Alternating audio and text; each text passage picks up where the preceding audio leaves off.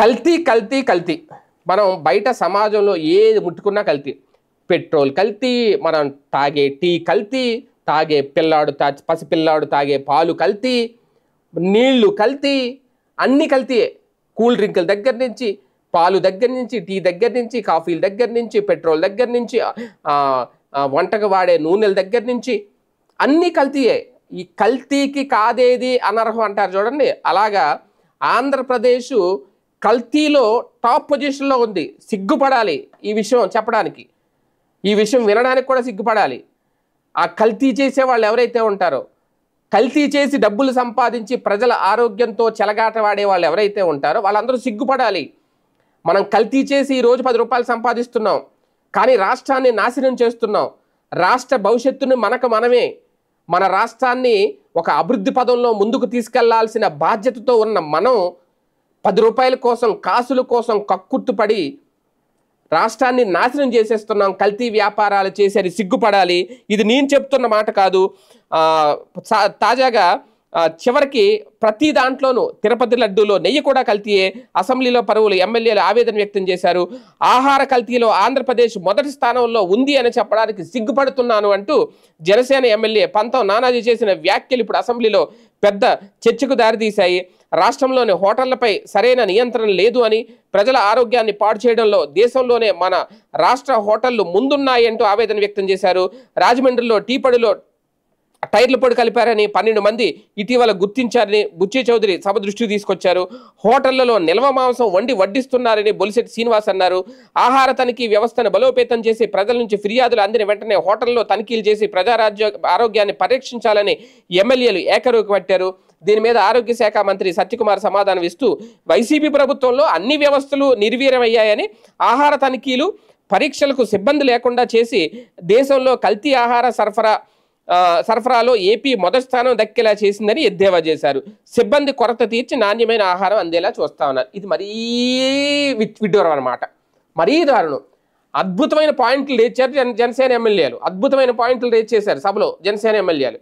ఎక్కడికక్కడ కల్తీ జరుగుతుందని.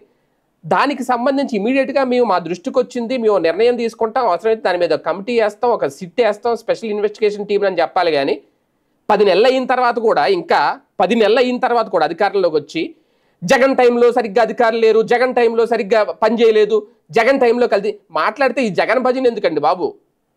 జగన్ టైంలో ఏదో జరిగింది, జగన్ వేయలేదు, ఎందుకు ఈ జగన్ భజన ఎందుకు? మనం వచ్చి 10 నెలలు అయిపోయింది అధికారంలోకి వచ్చి, ఇప్పుడు జరుగుతున్నాయని చెప్తున్నారు వాళ్ళు ఎమ్మెల్యేలు సభలో.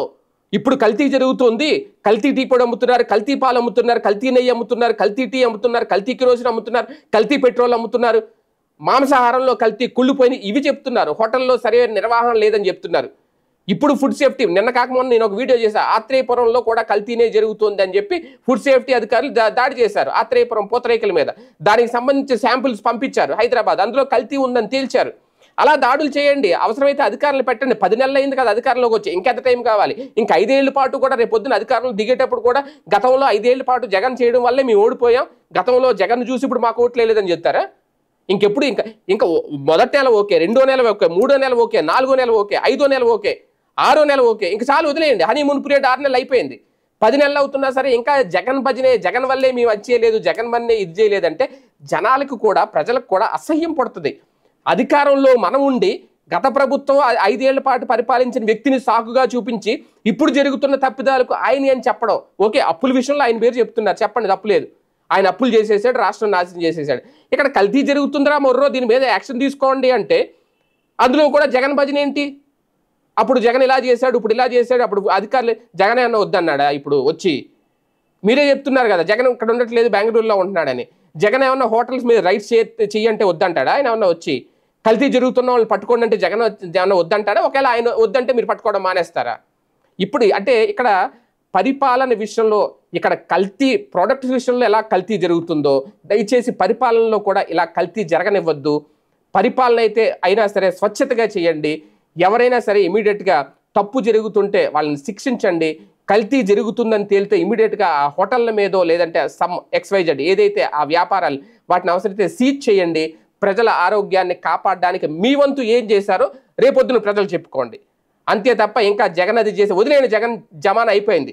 జగన్ అలా చేశాడు కాబట్టి ప్రజలు చీకొట్టారు, పక్కన పెట్టారు, అయిపోయింది. ఇంకా జగన్ భజన పక్కన పెడితే ముందు ఈ కల్తీ వ్యవహారం గురించి నిజంగా అసెంబ్లీలో జనసేన ఎమ్మెల్యేలు రేజ్ చేసిన పాయింట్కి అయితే హ్యాట్స్ ఆఫ్. కాకపోతే ఆ మంత్రి గారు ఇచ్చిన వివరణనే ఇప్పుడు ప్రజలు కూడా ఆశ్చర్యం వ్యక్తం చేస్తున్నారు. సోషల్ మీడియాలో ఈ అంశం బాగా వైరల్ అవుతుంది.